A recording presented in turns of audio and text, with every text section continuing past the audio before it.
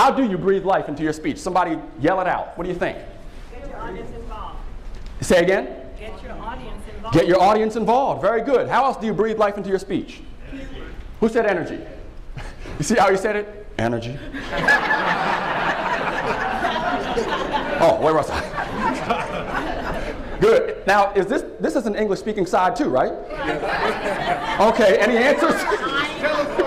Tell a story. Very good. What else? Humor. Good. What else?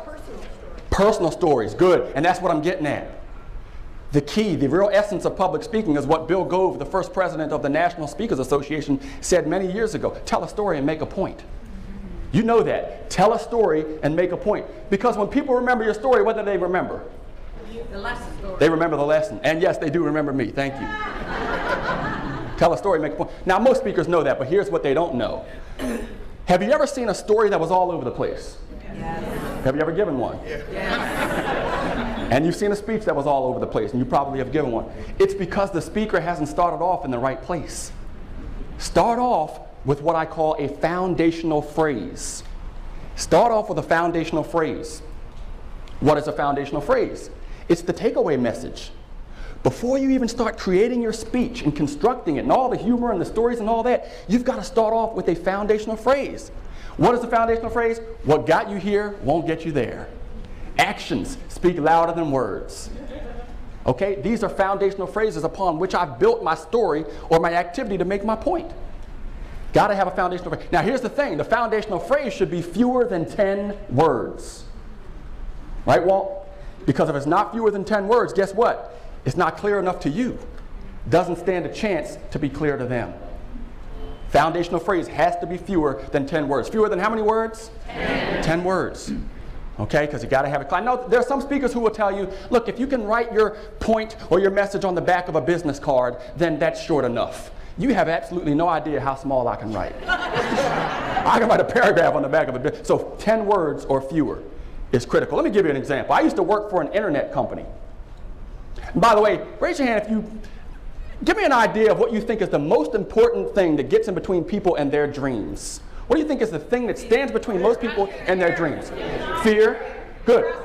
Fear, procrastination. Negativity. Negativity. What else? Themselves. Good. These are all great answers, and they're wrong. But they're not wrong, but they're not the number one thing. The number one thing is something you wouldn't think of. See, I used to, he said fear. Okay. The number one thing is not what you think. I used to work for an internet company.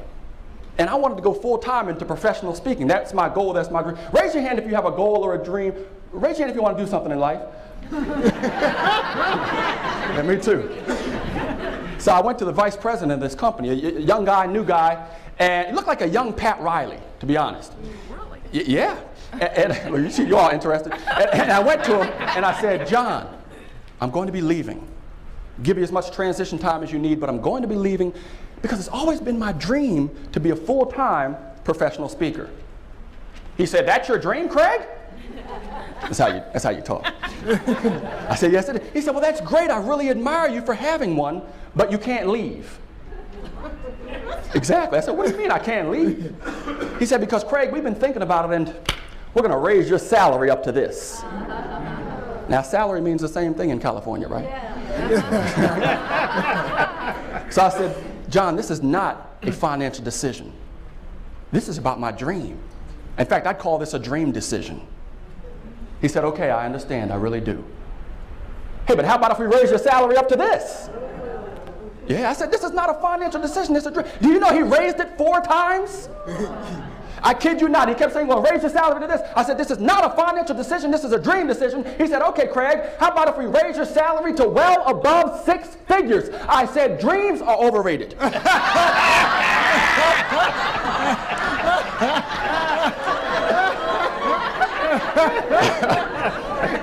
Come on now, 6 figures? That was a lot of money back then. That's good money today. Fill up my gas tank for a week on that kind of stuff. Maybe. So I said, John, look, before I say yes, I really have to talk to my wife about this, right? So, I mean, don't we all? So I went home, I said to my wife, honey, I don't know what to do. What should I do? What should I do? And my wife looked up at me with her big brown eyes and said, "Take the money, fool!"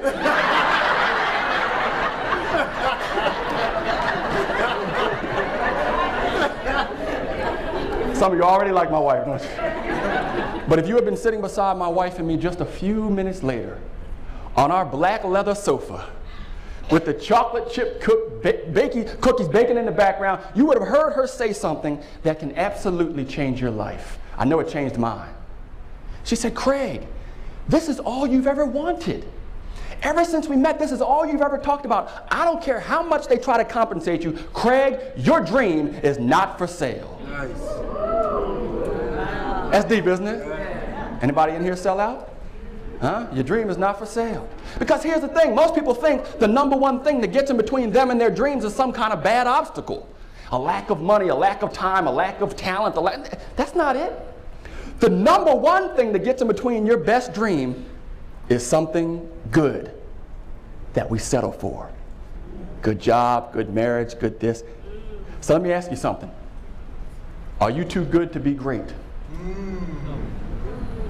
Are you too comfortable in your good life to stretch out and reach greatness? Because sometimes the enemy of the best is the good. I looked at my wife, I said, "See, girl, that's why I married you. My dream is not for sale, right? That's what you said." So I went back in there the next day. I looked at Vice President in his eyes, and I was firm. I looked him directly in his face, and I was bold. And I said to him, "My wife said my dream is not for sale."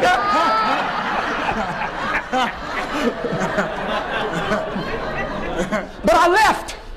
And that very year, I spoke over 160 times in 44 states and 5 countries. And I'm happy to say I've been running my mouth ever since. But there's nothing special about me. There was something very special about the advice my wife gave me. Don't let the good get in the way of the best. Your dream is not for sale. And guess what? Neither is yours. Are you too good to be great? Your dream is not for sale. Tell a story and make a point. What was the point of that story? Fewer than 10 words, right? Foundational phrase, fewer than 10 words. Your dream is not for sale.